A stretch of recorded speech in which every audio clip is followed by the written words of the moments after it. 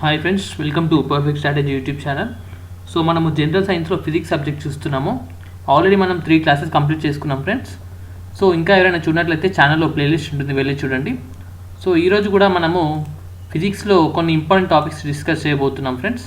అవి ఏంటంటే చూడండి, ఫస్ట్ వన్ వచ్చేసి డిస్పర్షన్. సో డిస్పర్షన్ అంటే ఏంటనేది మనం ఇప్పుడు డిస్కస్ చేద్దాము. చూడండి ఫ్రెండ్స్, డిస్పర్షన్ అంటే nothing but the splitting off white light. అంటే మనకు నార్మల్గా లైట్ అనేది వైట్ కలర్లో ఉంటుంది కదా. సో అదే వైట్ కలర్ లైట్ని, నార్మల్ లైట్ని ఒక ప్రిజం ఉంటుంది కదా ఫ్రెండ్స్, ట్రయాంగులర్ ప్రిజం. సో ఈ ప్రిజం ద్వారా మనము ఎప్పుడైతే పాస్ చేస్తామో అప్పుడు ఏమవుతుందంటే చూడండి, ఇట్స్ కాన్స్టిట్యూయెంట్ కలర్స్ ఈజ్ అంటే ఇప్పుడు డిస్పర్స్ అవుతాయి ఫ్రెండ్స్. ఓకేనా, ఈ సింగిల్ లైట్ అనేది డిస్పర్స్ అయ్యి ఏమవుతుందండి, ఇక్కడ మనకు విబ్జిఆర్ అనేది ఫామ్ అవడం జరుగుతుంది. అంటే మనకు 7 కలర్స్, రెయిన్బో కలర్స్ ఉంటాయి కదా, VIBGYOR, violet, indigo, blue, green, yellow, orange and red.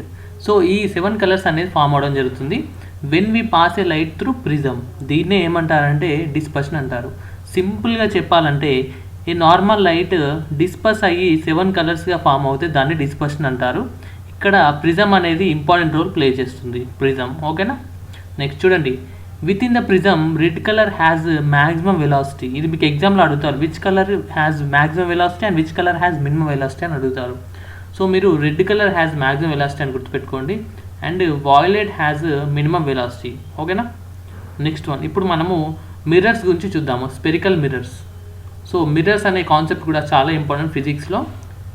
మీకు మిర్రర్స్ అండ్ లెన్సెస్ మీద క్వశ్చన్స్ అయితే రావడం జరుగుతుంది. చూడండి, spherical mirrors are of 2 types. Spherical mirrors అనేవి 2 టైప్స్. ఒకటి వచ్చేసి కాన్కేవ్ మిర్రర్, ఇంకొకటి వచ్చేసి కాన్వెక్స్ మిర్రర్. ఓకేనా, చూడండి, image formed by a concave mirror is generally real and inverted. మీకు ఎగ్జామ్లో ఆప్షన్స్లో రియల్, ఇన్వర్ట్, వర్చువల్, ఎరెక్ట్ అని ఇలా 4 ఆప్షన్స్ ఇస్తారు. అంటే మీరు అప్పుడు కాన్కేవ్ మిర్రర్ అయితే మాత్రం రియల్ అండ్ ఇన్వర్టెడ్ అని గుర్తుపెట్టుకోండి. కాన్వెక్స్ మిర్రర్ నుంచి ఫామ్ అయ్యే ఇమేజ్ ఎలా ఉంటుందంటే వర్చువల్ అండ్ ఎరెక్ట్ ఉంటుంది. కాన్కేవ్ అయితేనేమో రియల్ ఇన్వర్టెడ్, కాన్వెక్స్ అయితేనేమో వర్చువల్ ఎరెక్ట్. ఓకేనా, ఓకే. ఇప్పుడు మనము ఈ కాన్కేవ్ మిర్రర్, కాన్వెక్స్ మిర్రర్ అనేది ఎక్కడెక్కడ వాడతారు అనేది చూద్దాము. మనకు కాన్కేవ్ మిర్రర్ మెయిన్గా చూసుకున్నట్లయితే షేవింగ్ గ్లాస్లో. ఈ ఎగ్జాంపుల్స్ అనేవి చాలా ఇంపార్టెంట్, ఎందుకంటే మీకు ఎగ్జామ్స్లో ఈ ఎగ్జాంపుల్స్ పైనే మీకు క్వశ్చన్స్ అయితే ఫ్రేమ్ చేయడం జరుగుతుంది. షేవింగ్ గ్లాస్ అనేది కాన్కేవ్ మిర్రరా, కాన్వెక్స్ మిర్రరా, ఈ డెంటిస్ట్ వాడే మిర్రర్ కాన్కేవ్ మిర్రరా, కాన్వెక్స్ మిర్రరా అనేది మీకు ఎగ్జామ్లో అడగడం జరుగుతుంది. సో కాబట్టి చూడండి, కాన్కేవ్ మిర్రర్ వచ్చేసి షేవింగ్ గ్లాస్ ఒకటి, హెడ్ లైట్స్ ఆఫ్ వెహికల్ ఒకటి, సర్చ్ లైట్ ఒకటి, అండ్ డెంటిస్ట్ వాడే మిర్రర్ కూడా కాన్కేవ్ మిర్రర్. ఓకేనా, next coming to convex mirror, rear view mirror. అంటే మన కార్ సైడ్లో రేర్ వ్యూ మిర్రర్ ఉంటుంది కదా, ఆ మిర్రర్ అనేది కాన్వెక్స్ మిర్రర్. నెక్స్ట్ వన్ వచ్చేసి సోడియం రిఫ్లెక్టర్ ల్యాంప్లో వాడే మిర్రర్ కూడా కాన్వెక్స్ మిర్రర్. ఇంకొక ఎగ్జాంపుల్ ఏంటంటే, మీరు ఎప్పుడైనా ఇండస్ట్రీస్ కానీ ఏదైనా షాపింగ్ మాల్ దగ్గర పార్కింగ్ కనుక చూసినట్లయితే పార్కింగ్ ప్లేస్లో ఇలా పెద్దగా ఒక మిర్రర్ పెట్టి ఇలా పెడతారు స్టాండ్. ఆ స్టాండ్ పెట్టి ఇలా నార్మల్గా ఒక మిర్రర్ పెడతారు, ఇలా పెద్దగా ఉంటుంది పార్కింగ్ దగ్గర. అది కూడా కాన్వెక్స్ మిర్రర్ ఫ్రెండ్స్. ఎందుకంటే మనకు బ్యాక్ సైడ్ నుంచి వచ్చే వెహికల్స్ కానీ ఇంకెవరైనా ట్రక్స్ కానీ ఇలా వస్తే మనకు కనబడుతుంది అనమాట. ఓకేనా, నెక్స్ట్ ఇప్పుడు కమింగ్ టు లెన్స్. మనకు లెన్స్ కనుక చూసినట్లయితే చూడండి, దీన్ని మిర్రర్కి లెన్స్కి మనకు తేడా ఏంటంటే, నార్మల్గా మిర్రర్ అనేది మనం గ్లాస్ అంటే హెడ్ లైట్స్లో డెంటిస్ట్ వాడేవి, సో ఇవి షేవింగ్ గ్లాస్లో, సో ఇలాంటి వాటిని మిర్రర్స్ అంటారు. లెన్స్ అంటే మన ఐకి సంబంధించి మనము ఏవైతే వాడతామో వాటిని లెన్సెస్ అంటాం ఫ్రెండ్స్. అంటే ఓకేనా, ఐకి సంబంధించిన వాటన్నిటిని లెన్స్ అంటారు. ఇంకా నార్మల్గా వాడే వాటిని మిర్రర్స్ని మిర్రర్ అంటారు. ఇది చూడండి, లెన్స్ అనేది కూడా ఈ combination of 2 spherical mirrors, spherical surfaces. ఓకేనా, combination of 2 spherical surface is called as lens. ఈ లెన్స్ వచ్చేసి మళ్ళీ 2 డిఫరెంట్ టైప్స్గా డివైడ్ అవ్వడం జరుగుతుంది. ఫస్ట్ వన్ వచ్చేసి convex lens, next concave lens. ఓకేనా, మరి కాన్వెక్స్ దేనికి వాడతారు, కాన్కేవ్ దేనికి వాడతారు అంటే చూడండి, మనకు మెయిన్గా ఐ డిసీజెస్లో మీకు బయాలజీలో చెప్పాను నీకు ఏంటంటే ఐ డిసీజెస్ ఉంటాయి. మనకు ఐకి సంబంధించిన డిసీజ్ వచ్చేసి first one myopia, second hyper myopia, metropia, next ఇంకోటి మీకు ప్రెస్ బయోపియా అని ఇలా మీకు కొన్ని డిసీజెస్ చెప్పాను. సో వాటికి కరెక్షన్ కోసము వాటికి వాడే లెన్సెస్నే కాన్వెక్స్ లెన్స్, కాన్కేవ్ లెన్స్ అంటారు. చూడండి, మయోపియా అంటే దీన్ని నియర్ సైటెడ్నెస్ అని కూడా అంటారు. నియర్ సైటెడ్నెస్ అంటే మనకు దగ్గరది కనపడి దూరంది కనబడకపోతే దాన్ని మయోపియా అంటారు. దూరంది కనపడి దగ్గరది కనపడకపోతే దాన్ని హైపర్మెట్రోపియా అంటారు. ఓకేనా ఫ్రెండ్స్? ఓకే, చూడండి, మయోపియాకి వాడే లెన్స్ వచ్చేసి కాన్కేవ్ లెన్స్. ఓకేనా? ఇది చాలాసార్లు డిఫరెంట్ ఎగ్జామ్స్లో అడగడం జరిగింది. నెక్స్ట్ హైపర్మెట్రోపియాకి వాడే లెన్స్ వచ్చేసి కాన్వెక్స్ లెన్స్. ఓకేనా? ఇంకొక డిఫరెన్స్ చూడండి, కాన్కేవ్ అనేది డైవర్జింగ్గా ఉంటే కాన్వెక్స్ అనేది కన్వర్జింగ్గా ఉంటుంది. ఓకేనా? ఓకే, ఇప్పుడు మనము పారామీటర్స్ ఆఫ్ లెన్స్ చూద్దాము. ఇప్పుడు కొన్ని పారామీటర్స్ ఉంటాయి లెన్స్లో. సో ఎలాగంటే, ఇప్పుడు మనము నార్మల్గా ఒక లైన్ తీసుకొని దాన్ని ఏమంటున్నామంటే ఇక్కడ ప్రిన్సిపల్ యాక్సిస్ అంటున్నాము. ఓకేనా? ఈ ప్రిన్సిపల్ యాక్సిస్ అనేది చూడండి మనకు లెన్స్ మధ్యలో ఉంటుంది, మధ్యలో నుంచి పాస్ అవుతుంది. అండ్ మధ్యలో మీకు మిడిల్ సెంటర్ పాయింట్ వచ్చేసి దాన్ని ఆప్టికల్ సెంటర్ అంటారు. ఓకేనా? అంటే లెన్స్లో మధ్యలో సెంటర్ని వచ్చేసి ఏమంటారు? ఆప్టికల్ సెంటర్ అంటారు. దీని సెంటర్ నుంచి పాస్ అయ్యే లైన్ని ప్రిన్సిపల్ యాక్సిస్ అంటారు. ఓకేనా? నెక్స్ట్ వన్, ఇప్పుడు మనము ఈ point on the principal axis where all the light rays meet, అంటే మనము ఒక లెన్స్ నుంచి ఎప్పుడైతే లైట్ రేస్ పాస్ చేస్తామో ఇలా ప్యారలల్గా పాస్ చేస్తామో అప్పుడు ఇవన్నీ కూడా లెన్స్ నుంచి వెళ్ళి తర్వాత ఒక పాయింట్ దగ్గర మీట్ అవ్వడం జరుగుతుంది. ఆ పాయింట్ని ఏమంటారంటే ఫోకస్ పాయింట్ అంటారు. ఓకేనా? Focus point. ఫ్రెండ్స్, ఈ టర్మినాలజీ అన్నిటిని గుర్తుపెట్టుకోండి, ఎందుకంటే మీకు ఎగ్జామ్లో ఒక్కొక్కసారి స్టేట్మెంట్ బేస్డ్గా క్వశ్చన్స్ కూడా అడగడం జరుగుతుంది. కాబట్టి ఈ ప్రిన్సిపల్ యాక్సిస్ అంటే ఏంటి, ఆప్టికల్ సెంటర్ అంటే ఏంటి, నెక్స్ట్ ఫోకస్ పాయింట్ అంటే ఏంటి, ఎక్కడైతే అన్ని పాయింట్స్ మీట్ అవుతారో దాన్ని ఫోకస్ పాయింట్ అంటారు. సో ఇలాంటి పాయింట్స్ అన్నిటిని కూడా గుర్తుపెట్టుకోండి. ఓకేనా? Next one, distance between optical centre and focus point ఏమంటారంటే ఫోకల్ లెంత్ అంటారు. ఓకేనా? ఫోకల్ లెంత్ అని దేని అంటారంటే డిస్టెన్స్ బిట్వీన్ ఆప్టికల్ సెంటర్, ఈ సెంటర్ పాయింట్ అండ్ మనకు నెక్స్ట్ ఫోకస్ పాయింట్ ఉంది కదా, ఈ ఎఫ్ పాయింట్. సో దీనికి మధ్యలో ఉన్న డిస్టెన్స్ని ఫోకల్ లెంత్ అంటారు. ఓకేనా?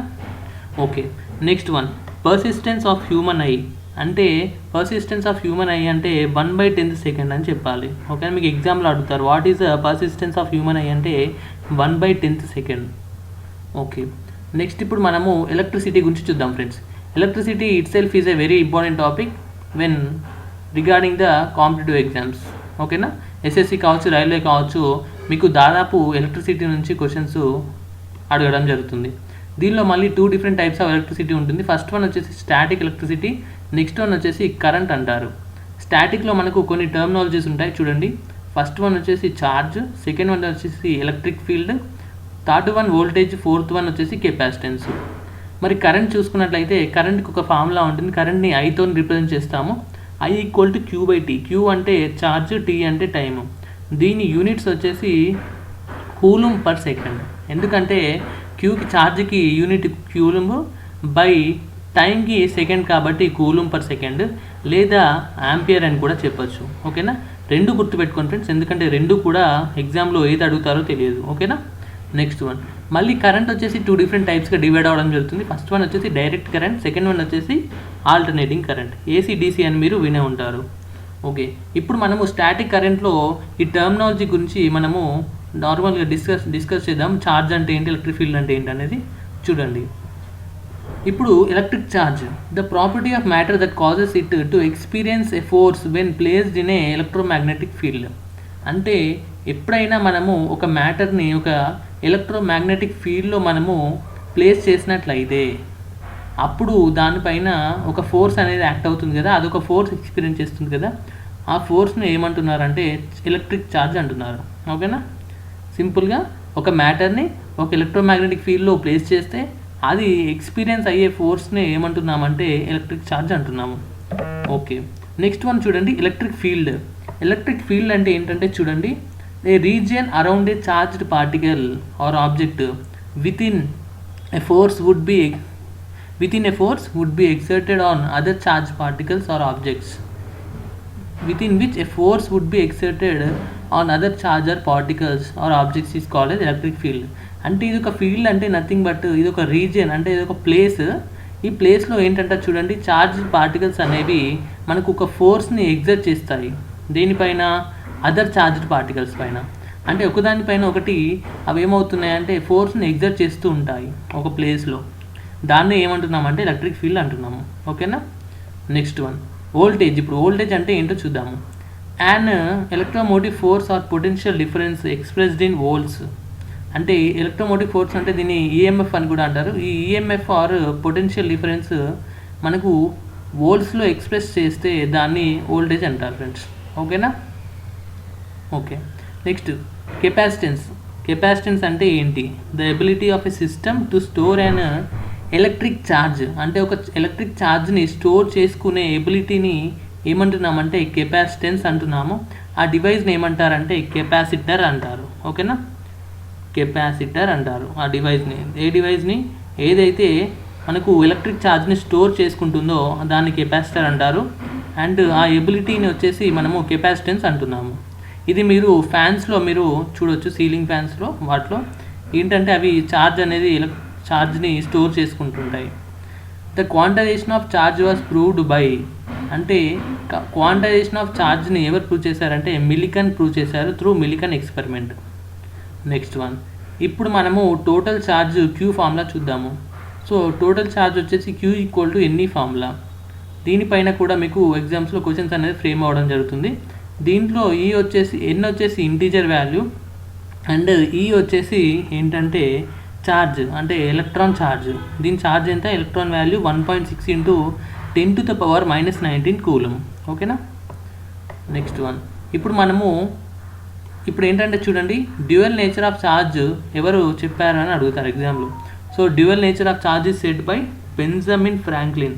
సో బెంజమిన్ ఫ్రాంక్లిన్ అనే పర్సన్ మనకు ఛార్జ్కి 2 డిఫరెంట్ నేచర్స్ ఉంటాయి, అంటే డ్యూయల్ నేచర్స్ ఉంటాయి అని చెప్పారు.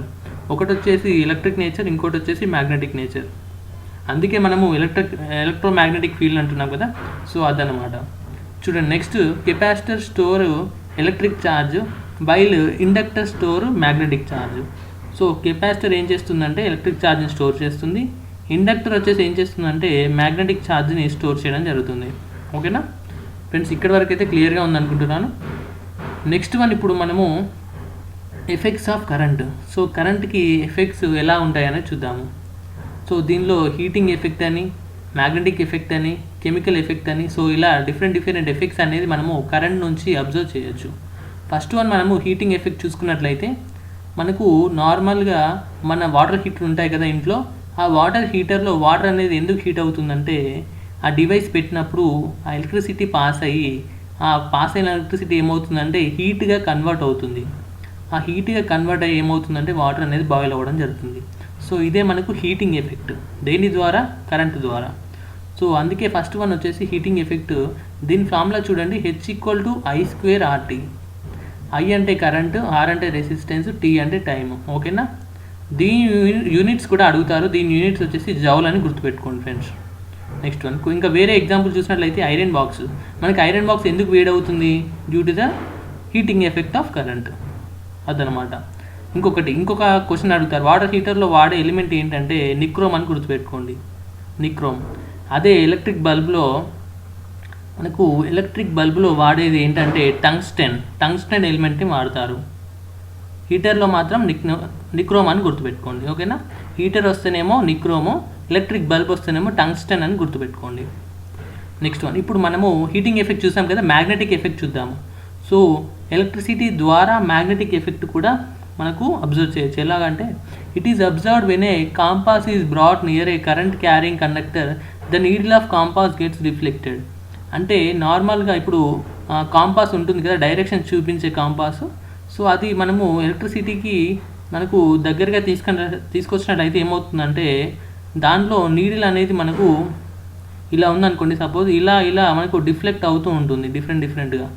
ఓకేనా. ఇలా ఇటు సైడు లేదంటే ఇటు సైడ్ రిఫ్లెక్ట్ అవ్వడం జరుగుతుంది. అది ఎందుకంటే due to the magnetic effect of current. Okay చూడండి ఇక్కడ నుంచి మనము దీని ద్వారా కరెంట్ పంపిస్తున్నాం అనుకోండి. ఇప్పుడు కరెంట్ అనేది మనకు డౌన్వర్డ్స్ వెళ్తుంది, మ్యాగ్నెటిక్ ఎఫెక్ట్ అనేది దీనికి ఇలా క్లాక్ వైజ్ డైరెక్షన్లో ఉంటుంది. అదే మనం కరెంట్ కింది నుంచి పైనకి పంపించినాం అనుకోండి ఒక ఆబ్జెక్ట్లో, అప్పుడు కరెంట్ అనేది మనకు యాంటీ క్లాక్ వైజ్ డైరెక్షన్లో ఉంటుంది మ్యాగ్నెటిక్ ఎఫెక్ట్ అనేది. ఓకేనా.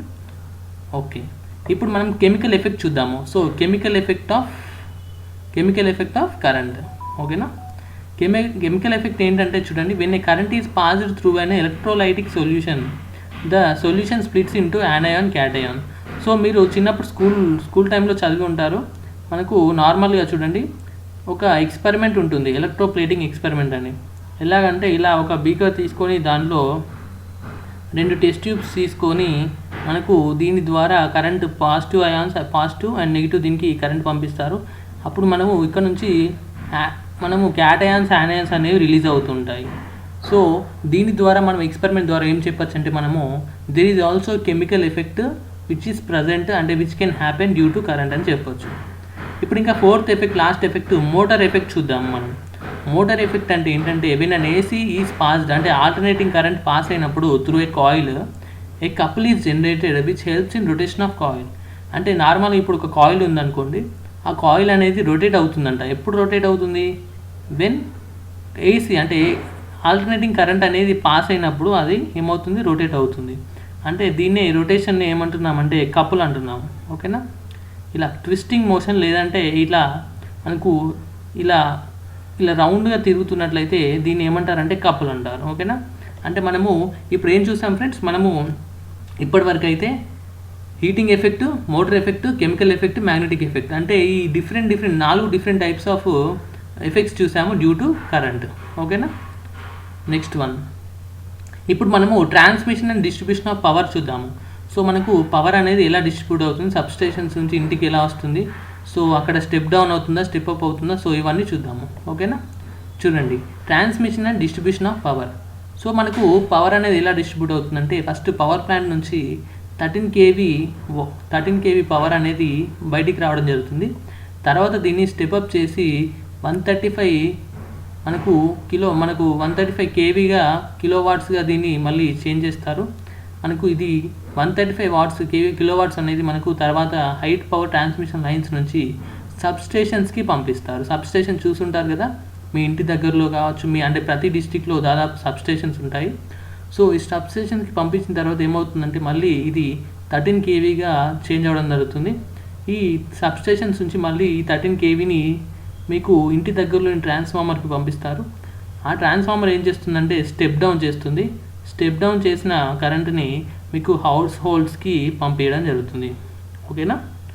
ఇది ప్రాసెస్ ఫ్రెండ్స్. ఇలా మనకు ట్రాన్స్మిషన్ అనేది, డిస్ట్రిబ్యూషన్ ఆఫ్ పవర్ అనేది జరుగుతుంది.